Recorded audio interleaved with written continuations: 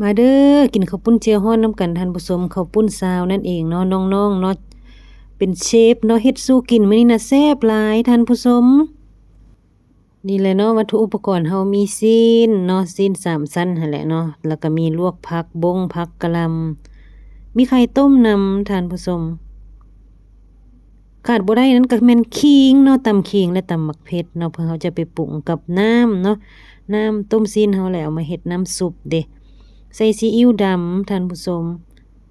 นี่แหละเนาะเราก็มาปรุงเอาเองเนาะใส่เกลือแป้งนัวน้ำตาลน้ำปลาก็ว่าไปเนาะซิมเบิ่งแซ่บแล้วก็